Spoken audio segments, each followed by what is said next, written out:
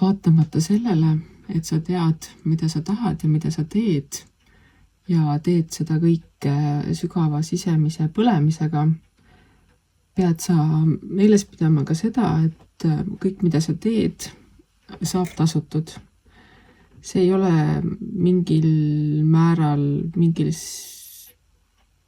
moel niimoodi, et kõik, et sa saad raha selle eest, mida sa teed, vaid ka energeetilises või mõttelises maailmas, et kõikidel tegudel on alati tagajärjed.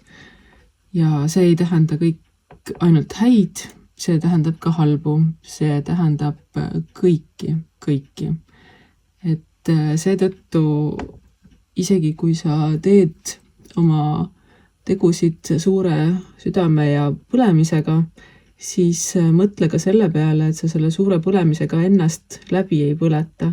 Sa võid küll tahta teha seda head ja paremat ja kõigile kirssidega kõigile, aga sa ei saa seda teha enese tervise või enese heatunde või enese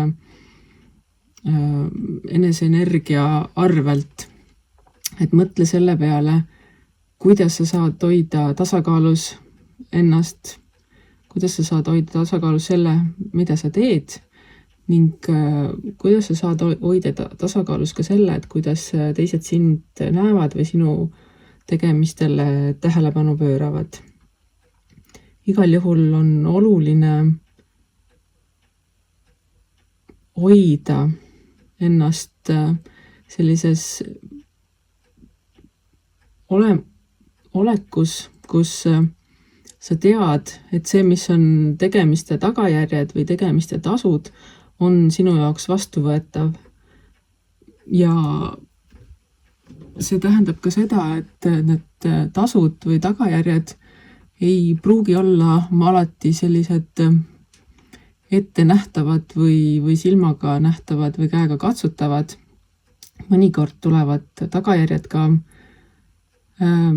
sellist kaudu, kuidas sa võib-olla isegi oodata ei oska, isegi loota ei oska, ja seetõttu ongi alati väga oluline teada, et kas need mõtted, mille alusel ma midagi teen, on ka parimad võimalikest.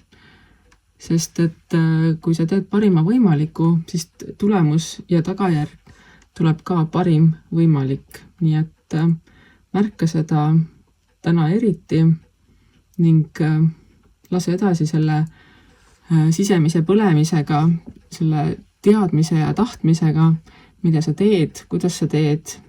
Märka seda, et sa teeksid kõike vaid puhtast südamest ning siis ei ole tulemustes ja tagajärgedes midagi hirmsat ning usalda elu.